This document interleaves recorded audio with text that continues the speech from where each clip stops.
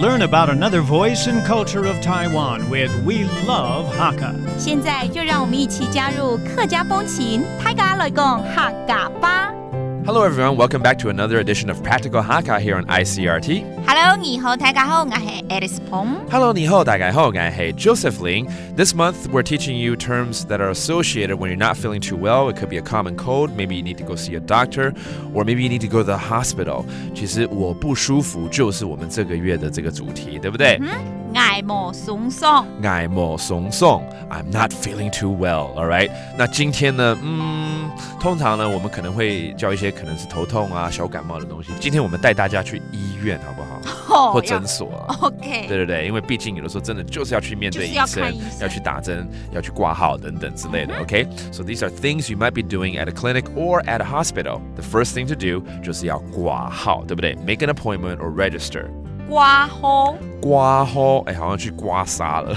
对啊，挂号，挂号。Okay, that's make an appointment or registration. 那海陸腔的掛號叫做掛號。挂号哦，那惹号沒有啦，我都會想到一些其他的這個字彙哈。But that's a different dialect of saying making an appointment. 挂號 ，OK？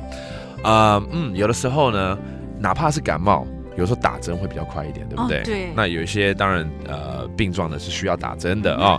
Maybe sometimes we need to take a shot. 打針怎麼說呢？朱砂。殺豬嘞。你真會想。對啊。朱砂。對啊，倒過來就變殺豬。你知道嗎？真的，有時候打針呢，我會叫人家啊。And I was just joking and telling Alice that when I take a shot, I actually sound like that. I sound like a pig being slaughtered. Okay, 朱砂. And then finally, sometimes you go to the hospital, it's because you need surgery. 有的时候呢，比较严重的话，我们有时候是需要开刀的，对不对？那开刀 surgery 怎么说呢？開刀。開刀 Okay, that means surgery. 開刀 Alright, let's make a sentence out of one of these phrases. 刚刚已經講了，我已經公開了講了，我怕打針，怎麼說呢？ I'm afraid of taking a shot.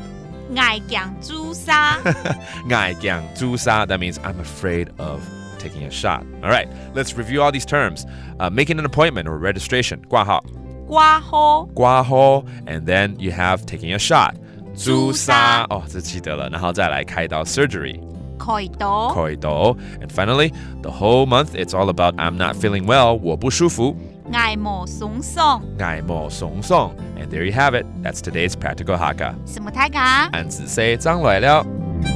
客家風情由客家委員會監製。 We Love Hakka has been brought to you by the Hakka Affairs Council.